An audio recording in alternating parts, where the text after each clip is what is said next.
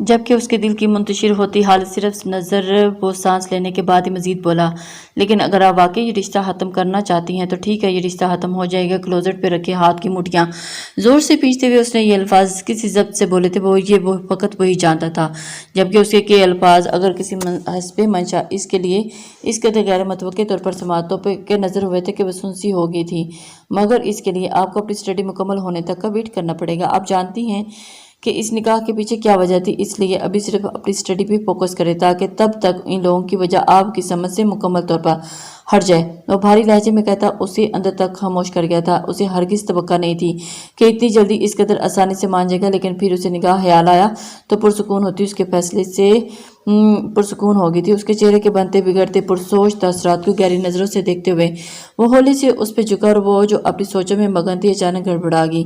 کپڑے سیٹ کر دیں ورنہ نیچے جا کے کیا جواب دیں گی کہ اتنی دیر فقط میرے ساتھ وقت بتاتے ہوئے کر دی۔ اس کے کہنے پہ خجل سے ہوتی اس کے بازو کے نیچے سے نکلنے کی کوشش کرنے لگی۔ جب بہت بے ساختگی سے اس کے رخسار پر جھکا تو زور سے آنکھیں میچتی اس کے لمس کی حدت کو بمشکل برداشت کرتی اس کے بازو کو ہٹا کے تیزی سے اس کی پہنچ سے دور ہوئی تھی۔ میری اسٹڈی مکمل ہونے تک مجھے اس طرح سے ہراس کرنے کی کوشش سے گریز کیجیے گا، کیونکہ میرے لیے یہ رشتہ کبھی بھی اہم نہیں رہا اور آج میری طرف سے یہ رشتہ میرے لیے ختم ہو چکا ہے، چاہے اس کی قانونی کارروائی 2 سال بعد ہی کیوں نہ ہو۔ سرد مہری سے بھرپور لہجے میں وہ سنجیدگی سے بات مکمل کرتی ہوئی بنا اس کے تاثرات جانتی تیزی سے دروازے کھنچانے پڑی تھی۔ دروازے ایک جھٹکے سے کھولے، اس کی نظر باہر سے کھڑے جانب ہاتھ بڑھاتی نگاہ سے ٹکرائی تو وہ پل پل کے لیے ٹھٹک گئی، لیکن اگلے ہی لمحے وہ نظریں چراتی اس کے پہلو سے ہوتی نکل گئی تھی۔ وہ نہیں جانتی تھی کہ نگاہ دروازے کے پاس کھڑی ہے۔ اس کے چہرے پر چھائے ناقابل فہم تاثرات سے الجھتی نگاہ نے لہجہ بھر کے لیے اس کی پشت کو دیکھا اور پھر سر جھٹکتی ہوئی کمرے میں داخل ہوئی۔ کمرے میں داخل ہوتے ہی پہلی نظر بیڈ پر پھینکنے کسی انداز میں رکھے کپڑوں پر پڑی تو چہرے پہ چھائی سنجیدگی کی مزید بڑھ گئی تھی۔ کپڑوں سے نظر ہٹا کے اس نے بائیں جانب دیکھا، جہاں وہ چہرے پر پتھریلے تاثرات سے چھائے بلو پینٹ کے ساتھ وائٹ شرٹ کے جس کے کف بازو تک فولڈ کیے تھے۔ وہ شرٹ کے اوپری 2 بٹن کھولے دائیں کلوزٹ پہ جمائے مٹھیاں پیچھے ضبط سے کھڑا تھا۔ زرگام اس کے ضبط میں سرخ پڑتے چہرے اور کمپٹیاں نمایاں ہوتی رگوں کو دیکھتی وہ پریشانی سے اس کی جانب بڑھی، لیکن اس کی پکار پہ وہ ہرگز اس کی جانب متوجہ نہ ہوا اور اسی پل وہ نگاہ کو وہی محسوس ہوا تھا جو رخصتی سے قبل ناشتے کے 2 گھنٹے کے بعد اس دنیا سے بیگانہ ہو جایا کرتا تھا۔ زرگام اس کے متوجہ ہونے نہ ہونے پہ وہ اس کے نزدیک پہنچی اور آہستگی سے اپنا ہاتھ اس کے کندھے پہ رکھا تو وہ بہت بری طرح سے چونکا۔ کیا ہوا؟ سب ٹھیک ہے نا؟ اس کی خوبصورت آنکھوں کے کنارے پہ گہری ہوتی سرخی کو تکتے ہوئے اس نے متفکر لہجے میں استفسار کیا۔ ہنکار بھرتے ہوئے اس نے کلوزٹ سے ہٹاتے ہوئے اپنے گھنے بالوں میں پھیرتے ہوئے گویا خود کو سنبھالنے کی صحیح کی تھی، لیکن اندر لگی آگ جیسے آج سب کچھ جلا کے خاک کستر کرنے کے درپے ہو رہی تھی۔ آپ ٹھیک ہیں؟ اس نے دوبارہ سے استفسار کیا، وہ جو پہلے سے بھی کی گھٹن اپنے اندر محسوس کر رہا تھا۔ شرٹ کا تیسرا بٹن کھولتے اس کی جانب بڑھا۔ آئی ایم سوری نگاہ، لیکن اس وقت میں کسی سے بات کرنے یا سننے کی کنڈیشن میں نہیں ہوں، آپ سو جائیں۔ بمشکل اس سے بات کرتے اس کے لہجے کو کمپوز کیے رکھا اور پھر بنا اسے دیکھے سرد سے اس کے نزدیک سے گزرا۔ وہ اسٹڈی روم میں گھس گیا۔ ایک دھماکے کی آواز کے ساتھ دروازہ بند ہونے پہ اس نے لرز کے بند دروازے کو گھورا اور پھر بیڈ پر پڑے کپڑوں کو تکنے لگی۔ ان بکھرے کپڑوں کو تکتے ہوئے وہ اپنے چہرے پہ پھیلنے والے ناگوار تاثرات سے انجان تھے۔ چادر کو اپنے کھلے بالوں والے سر پر ٹکائے وہ اپنے اڑے سے حواسوں کو متغیر ہوتی رنگت پہ بمشکل قابو پانے کی صحیح کوشش کرتی اپنے مطلوبہ کمرے کی طرف بڑھی تھی جب اچانک اس کے سامنے آ رکی۔ کہاں اڑی پھری اور سر تپاؤں اس کی گہری نگاہوں سے جائزہ لیتے اس نے عجیب سے لہجے میں استفسار کیا تو خاموش اسے تکنے جو نقص شخصی تیار کہیں اسے مستد کھڑی تھی۔ آپ کو نہیں لگتا کہ آپ مجھ سے آپ کوئی سوال جواب پوچھنے کے متحمل نہیں ہیں؟ جو پیسے آپ مجھے میری مجبوریوں کے سودے کے عوض دے چکی ہیں انہیں میری عزت کا تماشا لگا کے وصول کر چکی ہیں۔ تلخی سے کہتے ہوئے اس کے سامنے سے ہٹنا چاہا جب شازمین میر نے درشتی سے اس کے بازو کو ایک جھٹکے سے اپنے سامنے کیا۔ میں تم سے ہر لمحے کی رپورٹ لینے کی مجاز ہوں، جہاں تک تم کھڑی ہو میرا گھر ہے وہ میرا۔ آنکھوں میں تنفر کی آگ لیے وہ بنکاری تو ضلع نے سنجیدگی سے اسے دیکھا۔ بالکل ہوگا یہ آپ کا گھر، لیکن میں اس گھر میں نہ آپ کے کہے پہ ٹھہری ہوں نہ آپ کے لیے ٹھہری ہوں۔ جس کے لیے ٹھہری ہوں اس کا نام کے ساتھ لگا میر یہ واضح کر رہا ہے کہ یہ گھر اسی کا بھی ہے۔ 2 ٹوک مگر جتا دینے والے انداز میں کہتے اس نے آنکھوں میں دیکھا جن میں اتنا پر بری آگ مزید دہک اٹھی تھی۔ یہ گھر اس کا ہوتا، اس میں دم ہم ہوتا تو کیا وہ اپنی ماں کو یوں ایک کمرے تک محدود رکھتا؟ اس لیے تمہارے لیے بھی بہتر ہوگا کہ اس کے کمزور پروں پر بھروسہ کرنے کی غلطی ہرگز مت کرنا، کیونکہ ان قریب تم ان کمزور پروں کو بدلے در بدر بھٹکنے والی اور ہڈیوں کو جما دینے والی سرد مہری سے کہتی وہ آتش فشاں لہجے میں گویا ہوئی تو جانے کے ضلع اس سے خوف محسوس ہوا تھا۔ اور ہاں، اس عورت سے ملنے کی غلطی ہرگز مت کرنا، کیونکہ جس عورت کا بیٹا سے ملنے نہیں آتا اس کی وجہ تو کوئی نہ کوئی تو ہوگی۔ ضلع پاس کھڑی ششدر سی رہ گئی اور جیسے اسے ہوش آیا اس کے ساتھ ایسا غیر انسانی سلوک آپ نے کیا رکھا ہے؟ اس کے اچانک غیر متوقع سوال پر شازمین میر نے جھٹکے سے گردن گھما کر اسے دیکھا۔ اس کے اپنے بیٹے نے اس کے متبسم لہجے میں دیے گئے اس جواب پہ اس کا دماغ گم کے رہ گیا تھا، جبکہ وجود گویا ہوا میں معلق ہو گیا تھا۔ حد ہے یار، میرے سسرالی بھی بکواس ترین نشانے کے مالک ہیں۔ نہیں مطلب کندھے پہ گولی مارنے کی کیا تک بنتی ہے؟ مسلسل بڑبڑاتے ہوئے فرنٹ سیٹ پہ بیٹھا ڈرائیونگ سیٹ پر بیٹھے زرگام کے کان کھائے جا رہا تھا۔ ہاں بالکل، گولی تمہاری زبان پہ مارنی چاہیے تھی تاکہ اسے بریک لگے، چڑے ہوئے انداز میں کہتے ہوئے اس نے تیزی سے گیئر بدلا تو ربحان نے حادثہ برا منہ بناتے ہوئے اس کی جانب خفگی سے دیکھا تھا۔ انجانوں اور ناپسندیدہ لوگوں میں بات نہیں کرتا، یہ تم لوگ ہی ہو جنہیں میں شرف بخشتا ہوں کہ وہ میری خوبصورت آواز سے فیضیاب ہو سکیں۔ شاکی لہجے میں کہتا ہوا وہ اترایا تو اس نے بیزاری سے ایک نظر اس پہ ڈالی۔ نوازش مختصر کہتے وہ نظریں ونڈو اسکرین پر جما چکا تھا۔ تم پریشان ہو؟ اس کے انداز کی بے چینی اور اضطراب محسوس کر کے کچھ لمحوں بعد سنجیدگی سے بولا تو اس نے اسٹیئرنگ زور سے گھماتے ایک نظر اس پہ ڈالی اور سر جھٹکتے ہوئے بولا، نہیں۔ اس کے ایک لفظی جواب پر اس کی تشبیہ ہرگز نہ ہوئی تھی۔ چہرے نے کچھ کہا ہے یا نگاہ نے؟ اس نے اب کی بار الفاظ کے رد و بدل سے اپنا سوال دہرایا۔ بھابی بلایا کریں۔ ناگواری سے فوراً ٹوکا گیا، لیکن مقابل نے یوں کرنٹ کھا کے حیرت سے اسے دیکھا گویا اس نے کچھ انہونا ہی کہہ دیا ہو۔ کسے بھابی کو؟ ہوں شیرے کو جس نے 10 سال قبل تمہارا دوست ہونے کی پاداش میں چاچو بنا ڈالا، یا نگاہ کو جس کو کم از کم بھابی اور وہ بھی تمہارے رشتے سے میں نے امیجن نہیں کیا؟ اس لیے میں بھابی تو نہیں بلا رہا۔ اس نے دو ٹوک اور صاف گو انداز میں اس کے حکم سے مسترد کیا تھا۔ اچھا ویسے ایک بات تو بتاؤ۔ کچھ لمحوں کی خاموشی کے بعد وہ دوبارہ گویا زرگام نے کچھ کہنے کی بجائے استفہامیہ نظر اٹھا کے اس کی جانب دیکھا۔ یہ شاعرے ابھی تک تمہیں چاچو کہتی ہے؟ اس کے بظاہر سنجیدگی سے پوچھے گئے اس سوال کے پیچھے چھپی اس کی شرارت پہ بناتے اس نے گاڑی کو ایک دم سے بریک لگایا تو وہ ڈیش بورڈ سے ٹکراتے بچا۔ میرے خیال میں نہ تمہارا باپ آئل کمپنیز میں کام کرتا ہے نہ میرا باپ، اس لیے فضول مزید گاڑی نہیں بگا سکتا۔ تو مہربانی کر کے یہ بتاؤ کہ کیا کرنے کا ارادہ ہے؟ اور اپنے مخصوص لہجے میں گویا ہوا تو وہ فوراً سیدھا ہوا۔ سسرالیوں کو جوابی تحفہ دینا ہے، اس لیے فیکٹری چلو۔ پراسرار لہجے میں کہتے ہوئے مسکرایا تو زرگام نے دوبارہ سے گاڑی سٹارٹ کر دی تھی۔ بدر ہاؤس میں موجود اس وقت در مکینوں کے کمرے ڈریسنگ سٹول پہ بیٹھی وہ شیشے سے نظر آتی اپنے عکس کو دیکھ رہی تھی۔ رائل گولڈن کلر کی فرش کو چھوتی ہوئی میکسی میں ملبوس میچنگ نفیس سی جویلری پہنے، شہد رنگ بالوں میں بو جوڑا بنائے، سافٹ سا میک اپ کیے، کسی اپسرا کا روپ ڈھارے بیٹھے اپنی انگلیاں چٹکا رہی تھی۔ اس قدر گھبرا کیوں رہی ہو؟ پہلی دفعہ تھوڑی ملنا ہے ربحان سے۔ اس کی گھبراہٹ دیکھتی عقیدت بیگم ہلکے پھلکے انداز میں بولی تو وہ جھنپ سی گئی تھی۔ نہیں، وہ بس ہیوی ڈریس سے دل گھبرا رہا ہے میرا۔ اس نے بروقت بہانہ سوجنے نہ پہ ہلکی سی آواز توجہ کی تھی۔ بالکل بھی دل نہیں گھبرائے گا، بس سیاں جی کی دل فریب نظریں اس ڈریس میں ملبوس اس حسین سراپے کو دیکھیں گی تو دریا اور آیت جو بھی وہاں داخل ہوئی تھی اس کی بات سنتے ہی شرارت سے گویا ہوئی تو دل اس کے گال گلابی ہو گئے تھے۔ اما حضور آپ ذرا اپنے بھتیجے کے آنے کی خبر تو لیں، تب تک ہم بھابی کو سلو پکس لیتے ہیں اور ان کا دوپٹہ بھی سیٹ کر دیتے ہیں۔ دریا انہیں کہتی اس کا بیڈ پہ پڑا گولڈن کلر کا دوپٹہ لیے اس کی جانب بڑھی اور دوپٹہ اس کے کندھوں پر اور سر پہ سجانے لگی۔ اب تو اکیلی کھڑی چاند کی مات دے رہی ہیں، جب لالا آپ کے ساتھ کھڑے ہوں گے تب کیا ہوگا عالم؟ اس کی خوبصورتی کو کھلے دل سے سراہتے ہوئے آیت شرارت سے گویا ہوئی تھی تو اس شخص کی بے باکیوں اور شدتوں کو یاد کرتے ہوئے اس کے گال یکایک دہکنے لگے تھے۔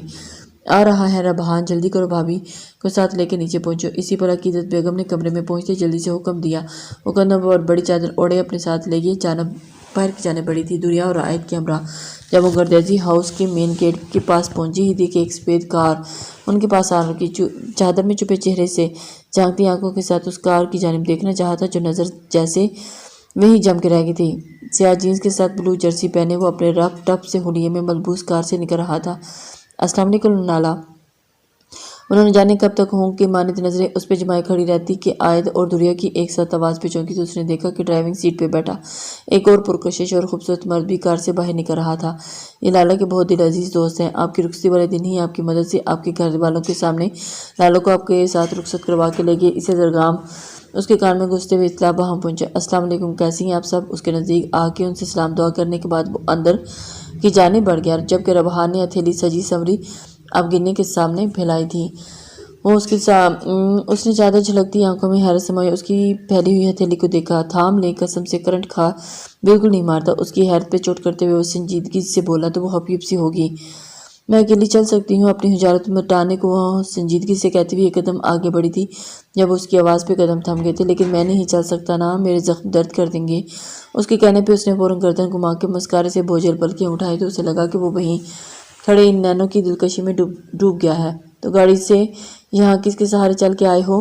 اس کے طنز پہ اس نے بہت مشکل مسکان روکی تھی، خود کو تکتی آپ کی ان مخمور آنکھوں کے سہارے۔ اس کے گمبھیر لہجے میں دیے گئے برجستہ سے جواب نے اس کی پھیلی آنکھوں میں حیرت سے پہلے پھر ہبکی پھر چکچک شرم کے رنگ چھا گئے تھے، جبکہ ان بدلتے رنگوں کو دلکشی میں کھوتا وہ 2 قدم مزید اس کے نزدیک ہوا تھا۔ کیا خیال ہے پھر سے نہ بھاگ جائیں؟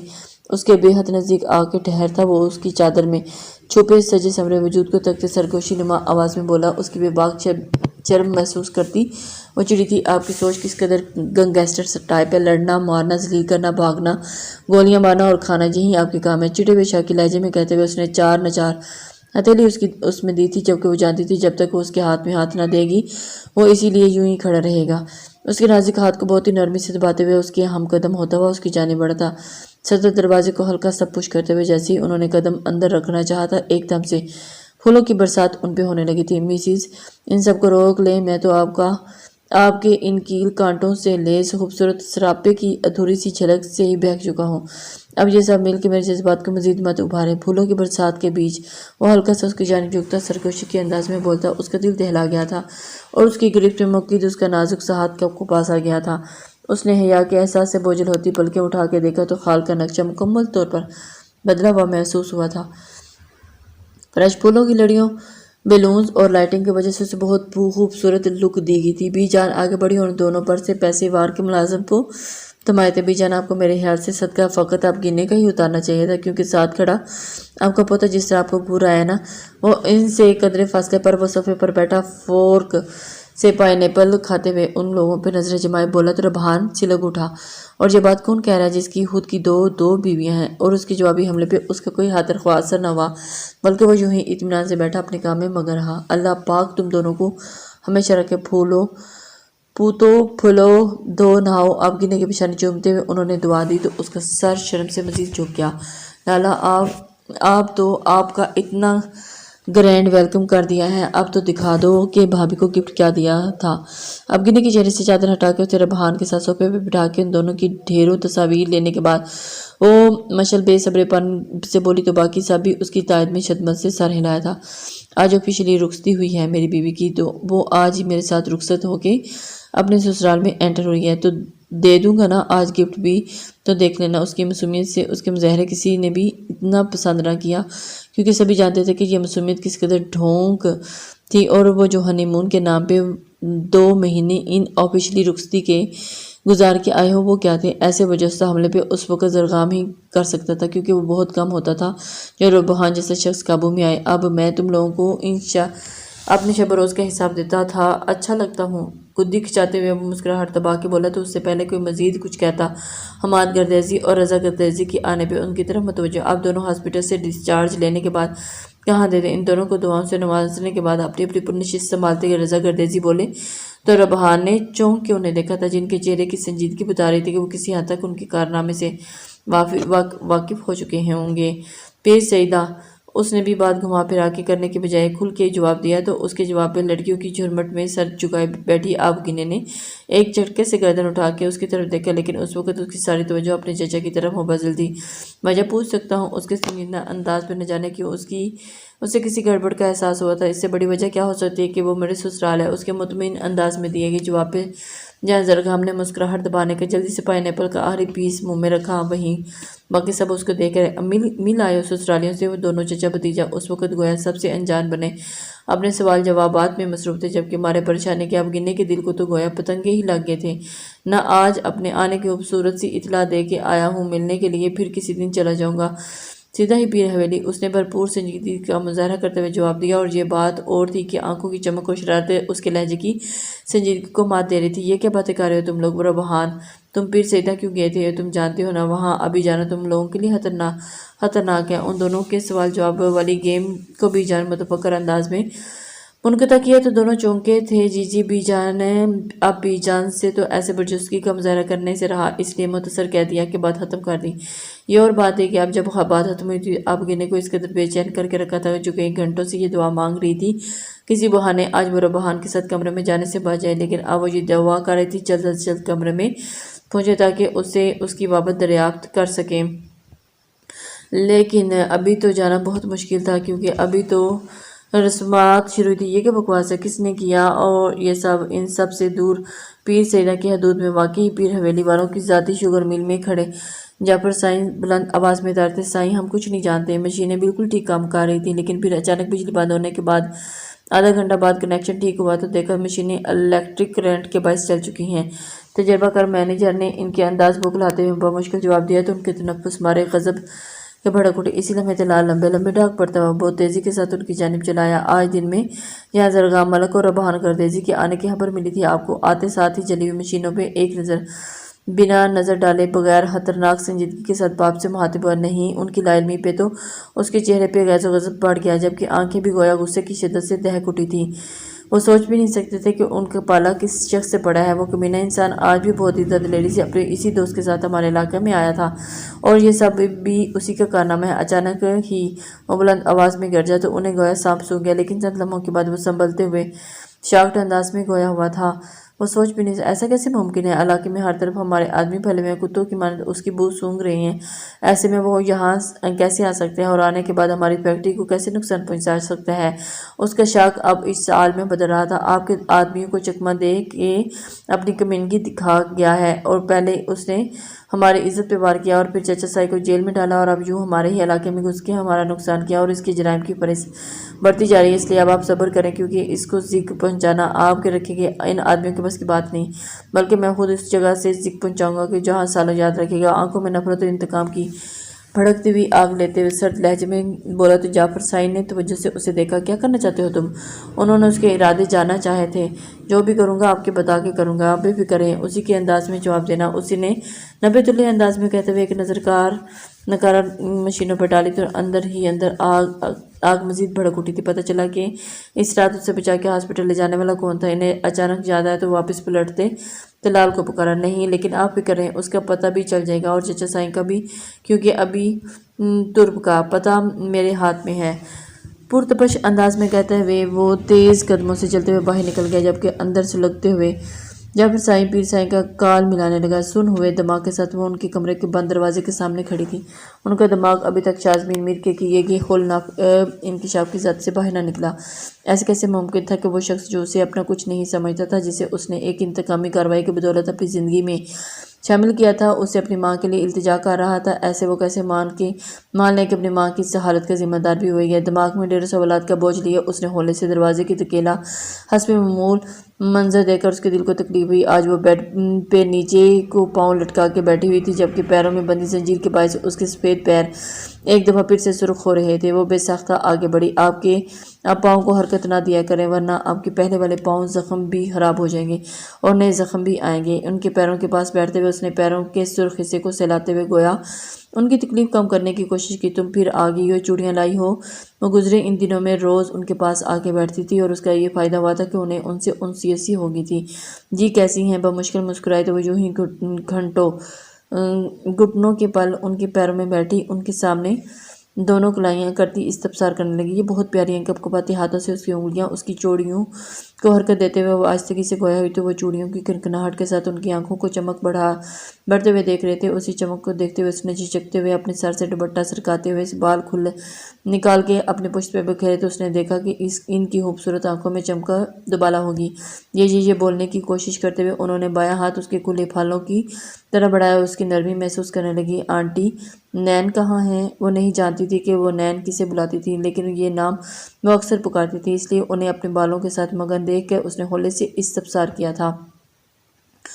وہ اس کی بات سن کے ایک دم سے نین ایک ہاتھ میں اس کی چوڑیاں سے بھری کلائی پہ رکھتے ہوئے دوسرے ہاتھ اس کے بالوں میں سلاتے ہوئے پل بھر کے لیے سوچ میں پڑ گئی تھی۔ ہاں نین، اس نے اس کے چہرے کو دیکھتے ہوئے اپنے لفظوں پر زور دیا تھا۔ وہ میرے لیے یہ لینے گیا ہے، مجھے یہ اچھی لگتی ہیں۔ انہوں نے ذہن پہ زور ڈالتے ہوئے گمسم لہجے میں جواب دیا تو اس کا دل گزار ہونے لگا۔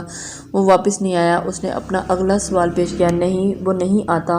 اس نے دیکھا کہ یک اس کی آنکھوں کی جوت ایک دفعہ پھر سے بجھ گئی تھی۔ تبھی اس نے چادر مکمل طور پر سرکا کے اپنے بال اپنے کندھے پر بکھیرتے ہوئے ان کے دونوں ہاتھ تھامے تھے۔ آنٹی، مجھے آپ کو نین کی دلہن چاہیے۔ وہ آپ کے لیے اپنی دلہن لینے نہیں گیا کیا وہ آپ کو اچھی لگتی ہے؟ کیا اسے وہ بھی یقین نہیں تھا کہ آیا اس کے شوہر ہی نین ہے یا کوئی اور، لیکن اسے کہا کہ جا کے کہو نین کی دلہن ہوں۔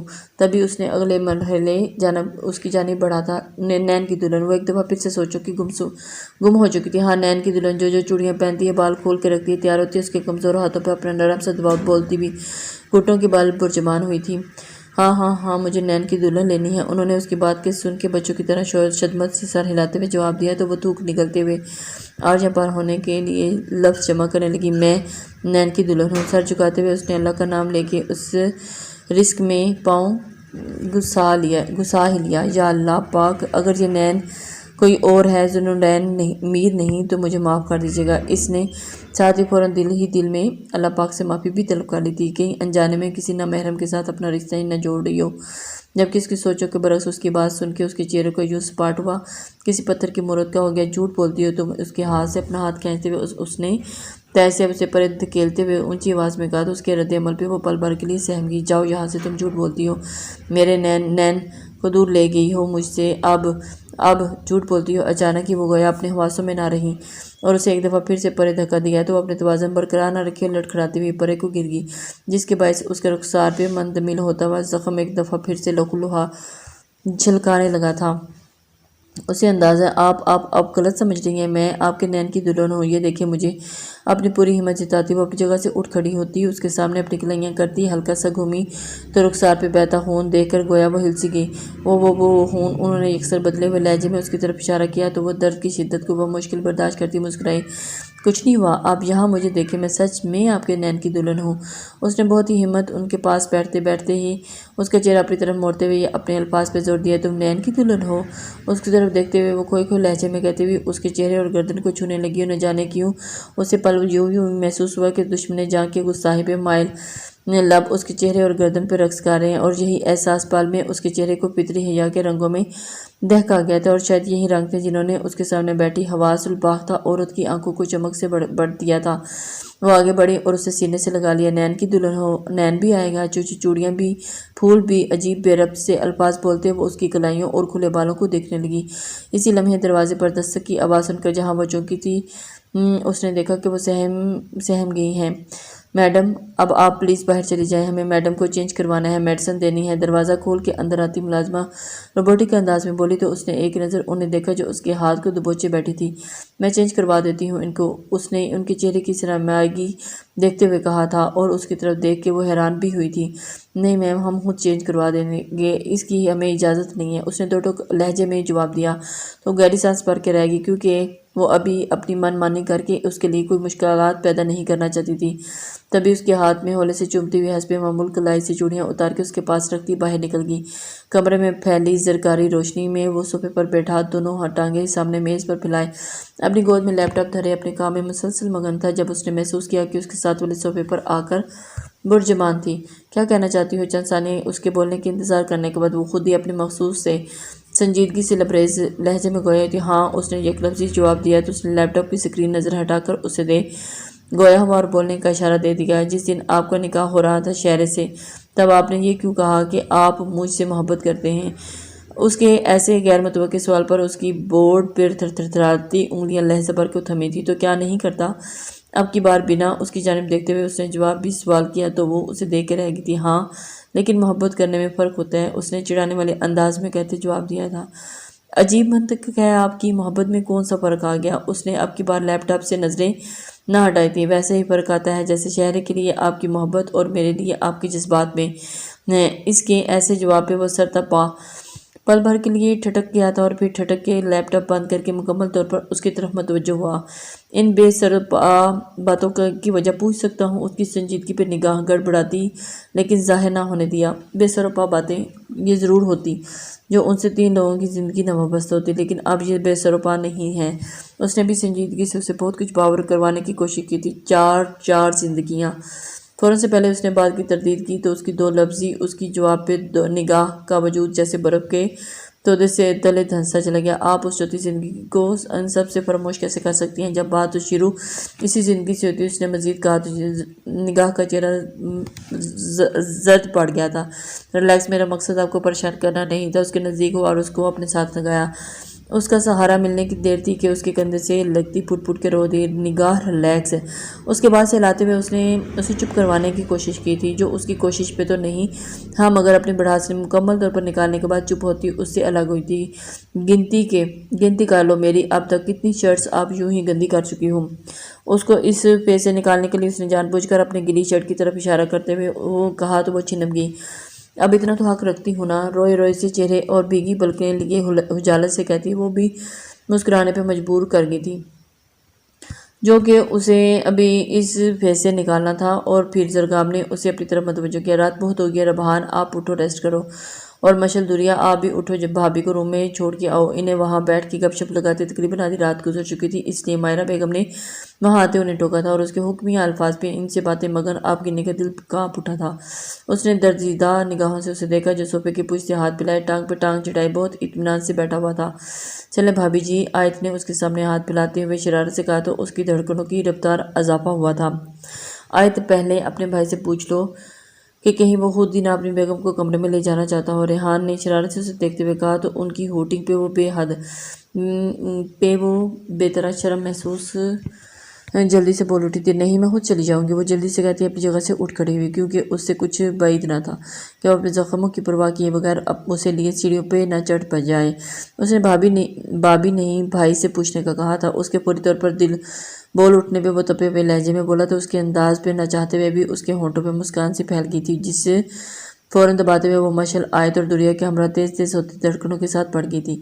گڈ نائٹ اسے دروازے کے پاس چھوڑ کے وہ اسے وش لک دینے کے بعد وہاں سے چلے گی۔ اس نے تو پوری طرح سے ہمت مجتمع کرتے ہوئے دروازے کو کھولنے سے دھکیلا تو خوشبوؤں کے ریلے اس کا بھرپور استقبال کیا۔ قدم آگے بڑھاتے ہوئے اس نے جو ہی کمرے کے اندر قدم رکھا تو نگاہیں تھم سی گئیں، جبکہ دھڑکنیں پل بھر کے لیے سست پڑنے لگی اور اس قدر بے لگام ہوئیں کہ اس کی آواز اس کے کانوں میں گونجنے لگی۔